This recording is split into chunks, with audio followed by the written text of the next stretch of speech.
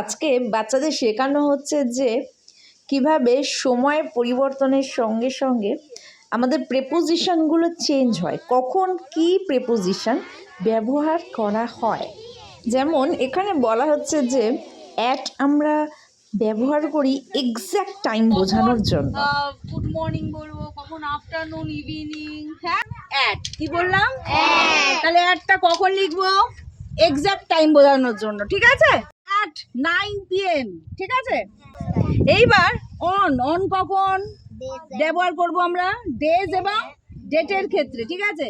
On Monday, on Saturday, বা on my birthday, ঠিক আছে? বা অন 15th অগাস্ট, ঠিক আছে? আর হলো গিয়ে ইন কখন ব্যবহার করব?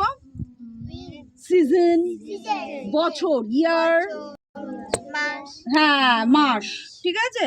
যেমন in July, in the month of July, in the month of August আমরা বলি, in the month of August. তারপর ইন 1947, তারপর সিজন, ইন মনসুন সিজন।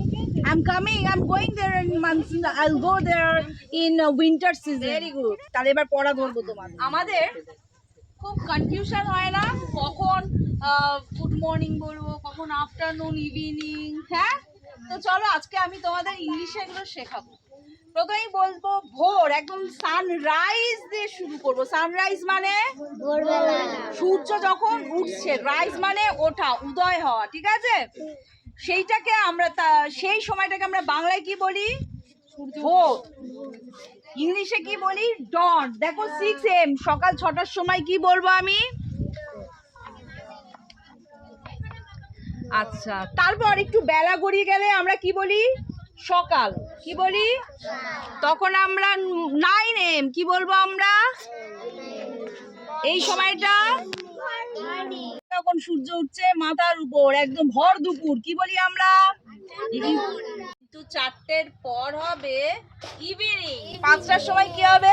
সন্ধে হয়ে যাচ্ছে, তাই তো? আরো ভালো হয় এই ঠিক এই যে যখন ঠিক সূর্যাস্ত হচ্ছে সেটাকে আমরা বলি ডাস্ক। কি বলি? গোধূলি বলি, DUSK, ডাস্ক। বুঝেছো? যখন আকাশটা বেশ লাল হয়ে রয়েছে। হ্যাঁ, আর নাইটের পর মধ্যরাত, ইংলিশে মিডনাইট। তাহলে বুঝতে পেরেছো?